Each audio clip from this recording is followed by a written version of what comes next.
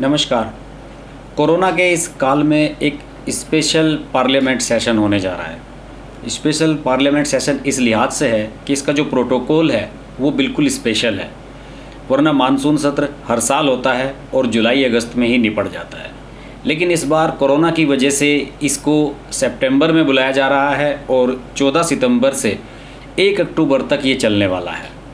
18 बैठकें होने वाली हैं और कोरोना काल के दौरान हो रहा पार्लियामेंट का सेशन कोरोना से अछूता रहे ऐसा तो हो ही नहीं सकता। सभी जितने भी पार्लियामेंट के सांसद हैं, राज्यसभा के, लोकसभा के, उन सभी का पिछले 72 घंटे के अंदर कोरोना टेस्ट कराया गया है। कुछ की टेस्ट रिपोर्ट्स आ गई हैं, कुछ की आनी बाकी हैं। हो सकता है देर रात तक सभी की रिपोर्ट्स आ जाएं। और अभी तक जो पता चला है उसके हिसाब से 5 लोकसभा सांसदों को कोरोना पॉजिटिव की रिपोर्ट आई है। उनके नाम डिस्क्लोज़ नहीं किए गए हैं, ये एक प्रोटोकॉल का हिस्सा है। हालांकि जितने भी सेलिब्रिटीज़ हैं हमारे देश में, फिल्म स्टार, चाहे वो अमिताभ बच्चन हो या कोई हो, उन सभी की कोरोना रिपोर्ट जब पॉजिटिव आई तो खूब हल्ला मचा, खूब ढिंढोरा पीटा गया उस बात का। लेकिन सांसदों के बारे में अभी बताया नहीं गया है कि किन सांसदों की रिपोर्ट पॉजिटिव आई है। इसके अलावा सबसे इम्पोर्टेंट बात यह है कि home minister Amit Shah admit हो गए हैं एम्स में। अमित शाह को लगभग 1 महीना पहले कोरोना पॉजिटिव हुआ था और उन्होंने गुड़गांव के मेदांता में इलाज करवाया था। कुछ लोगों ने सवाल उठाए थे कि भाई आप होम मिनिस्टर हैं, आपको एम्स में इलाज कराना चाहिए, आप प्राइवेट हॉस्पिटल में क्यों एडमिट हुए। बाद में फिर जब उन्हें बदन दर्द की शिकायत हुई ठीक होने के बाद, तब वो एम्स में गए थे। अब सुनने में आया है कि फिर वो 2 दिन के लिए एम्स में एडमिट हो रहे हैं और बताया जा रहा है कि कुछ वो प्रिकॉशनल मेजर ले रहे हैं कि वो किसी तरीके से कोई प्रॉब्लम तो नहीं है, अपने सारे टेस्ट करा रहे हैं, ये सब चीज़ें चल रही हैं। दूसरी ओर जो सांसद हैं, कुछ सांसदों ने प्राइवेट हॉस्पिटल्स में अपने टेस्ट कराए हैं और उनकी रिपोर्ट फटाफट आ गई है। हर एक सांसद को अपनी निगेटिव रिपोर्ट जमा करानी है, उसी के बाद उसकी एंट्री होगी।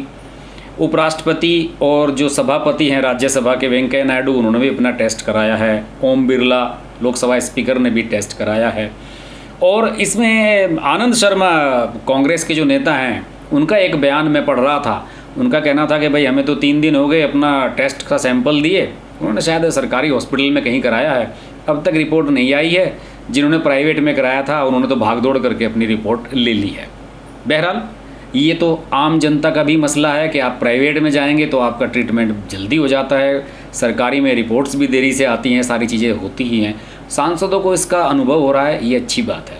उन्हें पता लगना चाहिए कि जो आम लोग हैं उन्हें कितनी दिक्कतों का सामना करना पड़ता है जब वो सरकारी सेटअप में जाते हैं। बहरहाल पार्लियामेंट का जो सेशन है इस बार वो ख़ास कई लिहाज से होना जा रहा है। इसे पार्लियामेंट सेशन को 0 भी किया जा सकता था, लेकिन नरेंद्र मोदी सरकार के एजेंडे में कई चीज़ें ऐसी हैं जिन्हें वो जल्द से जल्द पूरा कर देना चाहते हैं।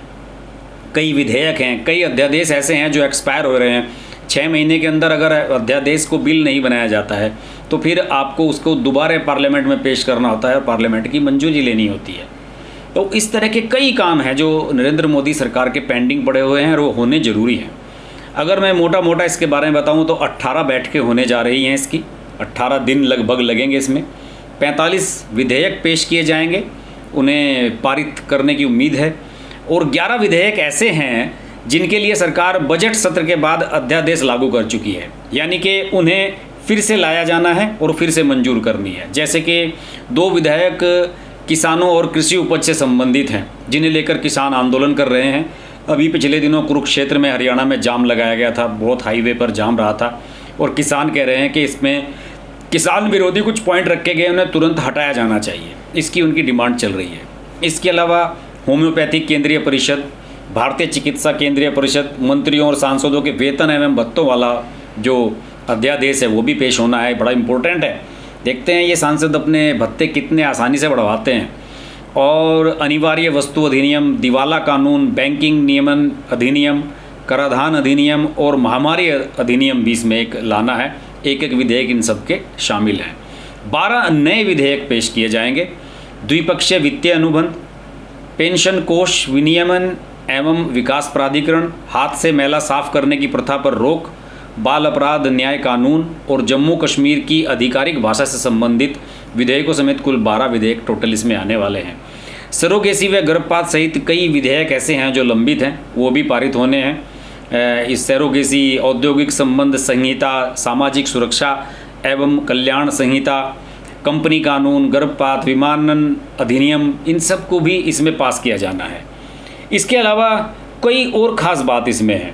ख़ास बात इसमें ये है कि इस बार जो पार्लियामेंट का जो सेशन है उसकी टाइमिंग्स थोड़ी सी अलग रखी गई हैं। रोज़ाना 9 बजे से राज्यसभा चलेगी, यानी कि अपर हाउस पहले चलेगा, और फिर सेकंड मीटिंग में 3 बजे से लोकसभा की कार्रवाई होगी। यानी कि जो राज्यसभा अपर हाउस है उसे प्रायोरिटी दी गई है, पहले वो सुबह के टाइम आएंगे और उसके बाद जो राज्यसभा के सांसद हैं वो 3 बजे आएंगे। दरअसल क्या है कि जो साइड की गैलरीज़ हैं जिसमें दर्शक दीर्घा, मीडिया सब बैठते हैं, उसे भी खाली कर लिया गया है और उसमें भी पार्लियामेंट सांसदों को सभी को सोशल डिस्टेंसिंग के साथ दूरी पर बैठाया जाएगा।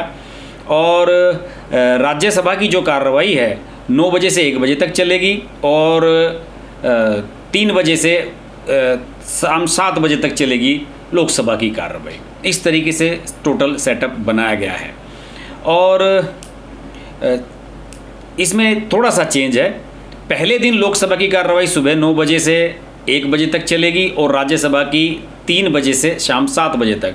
इसके अलावा राज्यसभा की कार्रवाई और बाकी के दिन 9 बजे से और लोकसभा की 3 बजे से होगी, यानी कि थोड़ा सा इसमें चेंजिंग है।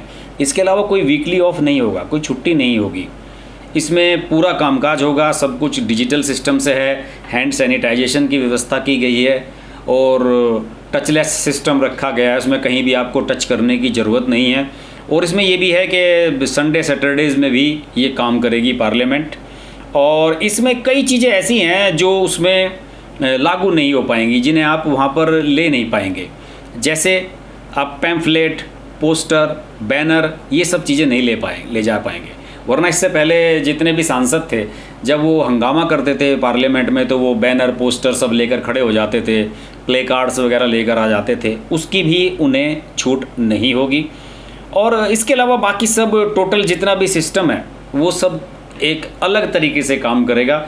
हो सकता है कि सांसदों को इसे समझने में 1-2 दिन लग जाए, लेकिन व्यवस्था बिल्कुल ही चाक चौबंद बनाई जा रही है। ओम बिरला ने खुद व्यवस्था सारी देख ली है, जो लोकसभा के स्पीकर हैं वो घूम के उन्होंने सारा सिस्टम देखा है। लेकिन सबसे चिंता की बात यही है कि जो 5 सांसद कोरोना पॉजिटिव मिले हैं, बाकी सांसदों की रिपोर्ट कैसी आती है, क्या सभी नेगेटिव हो पाते हैं या नहीं, ये सब इशू हैं। इसके अलावा जब 18 दिन तक सांसद कार्रवाई में भाग लेंगे, उसके बाद घर जाएंगे, वो इस दौरान भी पॉजिटिव हो सकते हैं, इस दौरान भी वो संक्रमण का शिकार हो सकते हैं। तो क्या उनका बीच में भी टेस्ट होगा या वो किसी और प्रोटोकॉल को फॉलो करेंगे, ये एक बहुत बड़ा चैलेंज है। ये कोरोना काल में बुलाया गया जो सत्र है संसद का, मानसून सत्र, ये ऑर्डिनरी सत्र नहीं है। इसके बारे में हम लगातार बात करेंगे, इसकी हाइलाइट्स हम डेली अपडेट करेंगे, डेली आपसे बात करेंगे। देखते रहिए आप हर्ष की बात लाइव। नमस्कार। Hi, this is Pooja Bedi, and I'd like to say that I'm deeply grateful to Harsh for his wonderful, wonderful and courageous reporting, and the fact that he always stands up for what he thinks is right. Thank you, Harsh, for all the support and all the love, and rock on. Everyone who's watching this, don't hesitate to press the like, share, subscribe button on his channel.